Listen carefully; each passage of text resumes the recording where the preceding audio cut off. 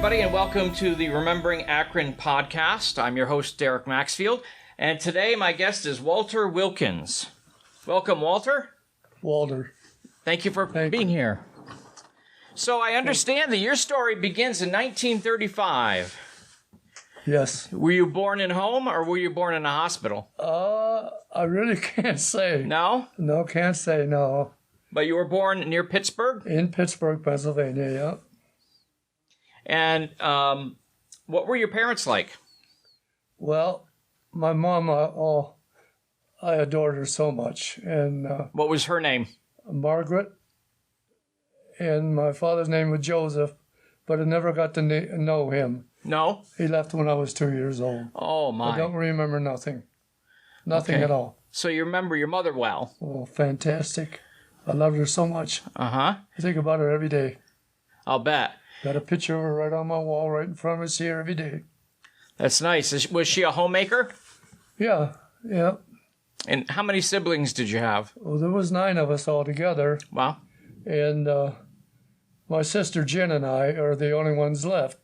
I lost my brother about 3 months ago, Brother Raymond, my youngest brother. And as a matter of fact, I'm going back home tomorrow. Really? To see my sister Jen. How nice. Yeah. Now, 1935, that was kind of a hard time, wasn't it? Oh, yep, sure was. Yep. And like I say, we had nothing. We had nothing back home. You know, we were, as they call it, way back, po folks, you know, as they call it. Yeah. So you lived through the Depression, and it must have been right about the time of World War II that you were in school. Yeah. Yes, it was, yeah. Did anybody in your family serve during World War II? Brother Benny and Brother Joseph in the Korean conflict, which I feel in my heart, we had no business being there, just like the rest of them here now. I lost my brother Joe and my brother Paul in Korea. Brother Joseph was killed. He's buried in Arlington Cemetery in Virginia. And Brother Paul, they never did find him, missing in action. Really? All these years. Never got to know either one of them. Wow, that is really sad. Yep. MIA. Do you ever get updates or? Well, we do, as a matter of fact. We get the letters saying where they're going to have their conventions, which, as you know, I file them. I throw them away because it's just they want you to come there so they can make money for their town. Right, okay. Whether it be in Washington, Indianapolis, or wherever it be. Right. And that's my personal opinion. And I think it's all a scam myself, but I tell it like it is. So the brother that's buried in Arlington, have you visited Arlington? Yes, I have been there. A friend of mine that lives in Akron also has been there. He brought me pictures down from the cemetery.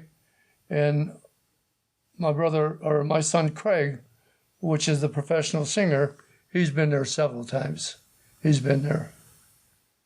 So where did you go to school? Well, a little town called Bellwood, Pennsylvania. Bellwood Annis High School. Played football there. Really loved it. Yeah. Like I say, I quit it when I was in 9th grade. Thought I was smarter than anybody else and gonna, lick the world and become the big guy, It never panned out. No? Well, what did you do once you left school then? Well, we had nothing down there for us. As a matter of fact, I tried to get a job at Boyer Brothers, the Mellow Cup people in Altoona. They weren't hiring at the time. But anyway, I hear a knock on the door when I lived in Bellwood. A friend of mine there I went to school with. He said, Walt, he said, I'm going to New York. He said, get a job. So I came here. And like I say, in 1953, I've been here ever since. And what job did you take once you got here? Well, I got a job with Georgia Pacific here on Bloomingdale. They do the drywall and plasterboard, different things. I put 11 years on top, and then I put 11 years in a gypsum mine. 22 and a half years altogether in the gypsum mines. I worked with dynamite with a couple of the Indian boys down there, and I got covered up one time. You know. Oh, my. Oh, yeah. It's just very scary, very scary. And one of the other friends that I know I worked with, he saved me. He pulled a rock off me, about 300 pounds. And just one of them things that happened. Oh, that's a close call. Yeah. How old do you think you were at the time? In my young 20s, I really can't say. You know, the memory's not as sharp as it used to be. All right. In my young 20s. I see. And when did you get married? I would say 54 or 53. Same year as here. 54, I would think. Okay. Yeah. And a local girl from Akron went to school here at Akron Central School. The idol and the dream of my life, you know, and just one of them things. And then it all ended. I can't even remember, you know, we got divorced. And it's been for a long time, you know. Sometimes that's how it works out. I have 6 beautiful children. I love them all. I've shown no partiality to any of them. They're all, to me, equal in my heart. Well, tell me about them then. Well, Craig, as you say, he's the oldest. And he's a professional country gospel singer. Wow. And he's been on the Grand Ole Opry 3 times.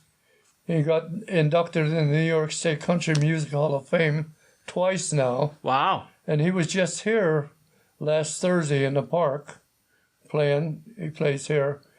And as a matter of fact, Dick Beyer, you know, the professional wrestler, Destroyer, he even took him to Japan. Oh, really? Yeah, Japan, yeah. And Chris, he's the superintendent at Wendy Prison over here on Walden Avenue. Really? In corrections work? Yeah.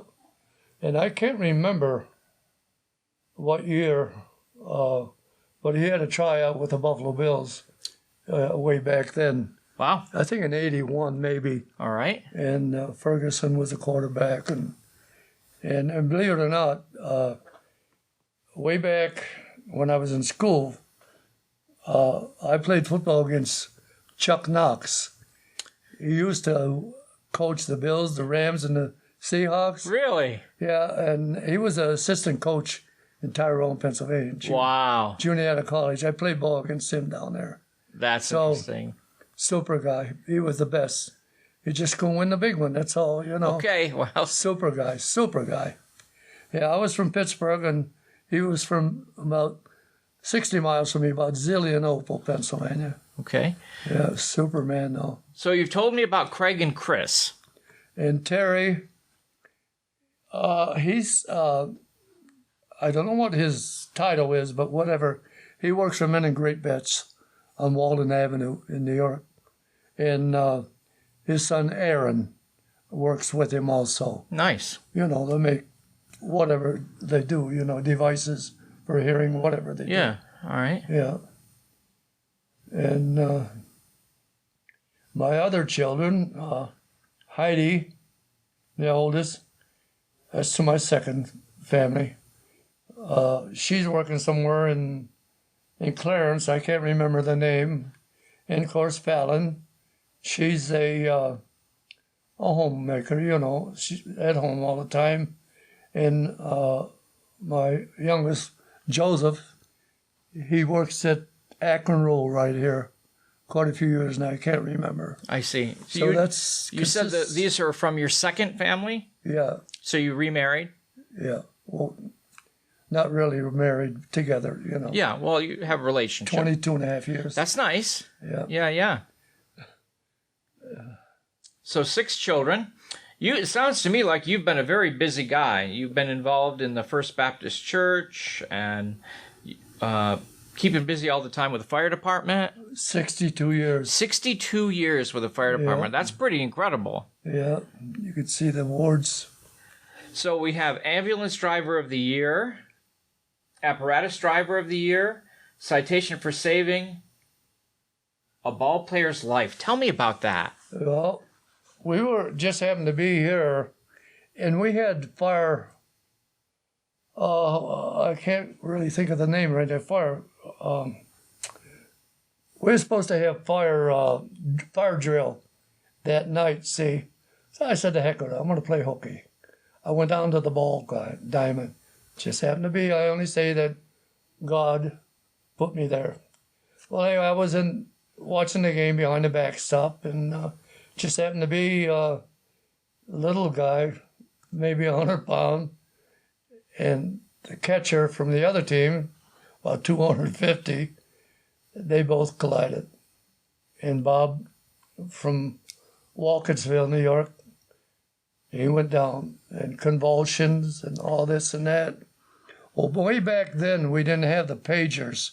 We had, oh, God, I can't think what the heck they call them now. Radio. We had the radio. And anyway, I give them, I went out on the field, and I give them mouth to mouth the best thing. And the best thing from what I hear from the doctor, as I was told through one of the other firemen, that I was the one that saved his life because he had a collapsed lung, and he had cracked ribs and something else, multiple things, and like I say, I just thank God that I was there, to be there at the time. Wow. I'm so thankful for it, That's a lot of damage for a collision. He was bad. Oh, he had a broken jaw also. Oh, my goodness. Yeah, that must have complicated your... Oh, my gracious. Well, see, like I said, I almost passed out because of the work on him, it was so excruciating, Took all the air out of me. Then. Yeah, I'll bet. But back then, I was a young man too, and I was in good shape then. But now, like I said, I got COPD now and have trouble breathing and different things. But you yourself played softball for a long time, didn't you? 52 years. That's a long time to play softball. To my knowledge, I think it's longer than any man has ever played, I think. Wow. There's guys that's played that are older than me, but nobody's played as long, to my knowledge. This is from Little League, way back in Pennsylvania. Yeah. 8 years up. Wow. Yeah, and I loved it. Oh, God. Even today, as a matter of fact, I was at a championship playoff game yesterday at Clarence Center. I go every year to them.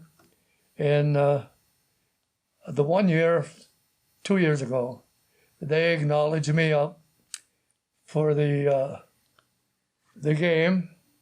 I sang the national anthem. And just like the president, I got to throw out the first ball. How nice. So nice. I'll tell you, it was just... Well, like I say, it's really memories. Yeah. What and, position did you play? Well, I was a pitcher most of my life. Okay. I played left field for a while when I was younger. Then I went into pitching. I've been pitching ever since. And today, I'll tell you, not bragging, I can still hit that second, first. Yeah, I can hit my doubles, my singles. But I couldn't run the bases. No. I couldn't make it, no. But I could still play with them kids. I know I could. That's wonderful. I know I could. I was an umpire for a long, long time. Oh, really? So I umpired too. Yeah. In between, a lot of times I'd go to games, the other games, and watch the games, and the umpire wouldn't show up. Well, $20, Yeah, you can do hour it. and 20 minutes, why not, Yeah. Now they're getting $80, $90 a game. Yeah. Some of that is pretty heavy-duty stuff. Oh, and like I say, I enjoy it. As a matter of fact, when I go out there and see them young guys playing, it just brings old memories back, Mm-hmm. Now, I see a note here, something about Akron Police Car. Oh, do you want to hear it? Yeah, I want to hear it. It was the funniest thing, hilarious to me that I've ever done in my life. Okay. Just before the 4th of July, a friend of mine and I. We're going through the alley here. It used to be called, the furniture store right on Main Street, and Gail and Rick's bar right there. As a matter of fact, I worked there for 19 years too. Did you? Yeah, tenant bar. But anyway, we're going through the alley, and they had a 1952 convertible Chevy. Akron, at the time, had just bought a brand new 55 Ford, black. We're going through the alley just before the 4th of July. And anyway, I had one of those J4s, big scrib like. They're about 3 times potent as a cherry bomb. I lit it. What am I going to do with it, right? I throw it out the window. There was the policeman in the 55 car. Went in the window.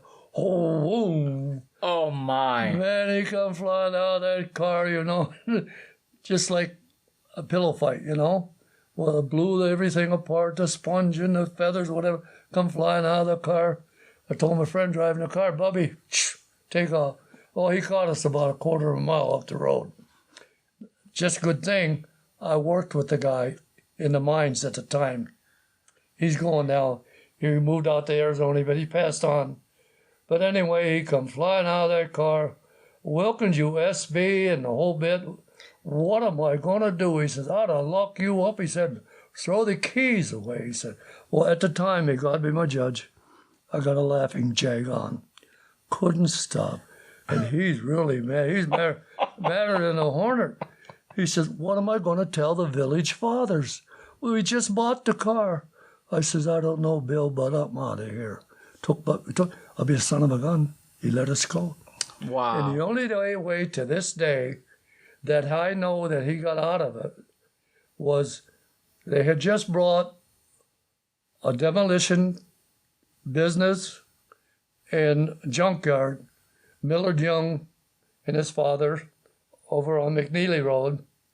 And the only thing that I figured he did is he went and got a new seat and put it in the car. He got out of it. Now, lo and behold, that same weekend or the following weekend, they're going down Bloomingdale, him and the chief of police. They were chasing a guy from Medina. They were doing 90 mile an hour. Big old 2,000-pound horse. Oh, smashed the car all to H. Oh, no. But neither one of them got hurt. Well, that's good. Demolished the car. And to this day, like I said, I feel bad about that, but may God be my judge. The funniest thing I ever did in my life. I just... and to get away with it. I said, hold up. I got away with everything in my life. Did you? Oh, my God. When I was in school, I used to sit there, girl in front of me. Back then, they had bobby pins. I'd take the bobby pins, shoot them through the window blinds, crack the windows. Oh, no. I got away with everything in life. Everything in life. And to me, people say, don't you feel no remorse? I say, I think it's hilarious. I think it's funny than H. I really do. Well, nobody can say you didn't have a good time. No, and I love life. In the same way here, not to be, how can I say it, condemn myself or whatever, but I love life. I'm afraid to die. Always have been all my life. Have you? All my life. And believe it or not, right now, like I say, not contradicting myself, but I'm on the Bible right now 17 times through the Bible. Wow. That's a lot. And I love it. I get something out of it every time I read it. And I get something when I go to church. And my idol all my life has always been Billy Graham. And today, I put right alongside him Mr. Robert Dean right here on the reservation and Joel Osteen. Billy Graham, Robert Dean, Joel Osteen as my idols right now. Did you ever meet Billy Graham? No, I never did. But I did get a Christmas card from him. And when Mr. Bush President Bush was in office. I got a Christmas card from Billy Graham and a Christmas card from Mr. Bush. Probably, I assume, all the firemen, you know. Nice. So I got one of those. Well, that's nice. Fantastic. Yeah. Fantastic. All right, so I've saved the hardest question for last. Are you ready? So imagine a generation from now and you're gone, and one of your grandchildren is telling their children about you. What would you hope they said about you?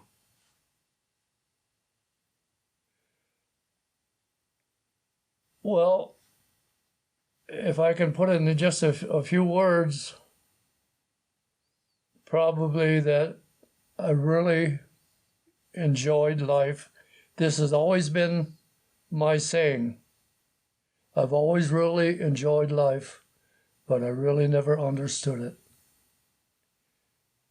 And I just don't know what else to say. And I got to be honest, though, if they would. I've done a lot of bad things in my life that I'm really sorry that I've done them. Family-wise, and the whole bit, you know, like just about everybody in life probably has. And I'm sorry for what I did. And I know he's forgiven me. I'm a very sentimental person, very, very sensitive, and I just love life, and I don't ever want to die. Do you have any advice that you would give to your future grandchildren or great-grandchildren? Very much so, yes. To go on through school instead of quitting like I did, and make themselves a good education, and not necessarily be somebody famous, which I've always wanted to be, but it never happened. But to go on in life and do things right for themselves and their family and anybody that they have in contact with. All right. Thank you so much. It was nice to have you. You're welcome. You're very welcome. Thanks for listening in, and remember to tune in to the next episode of Remembering Akron.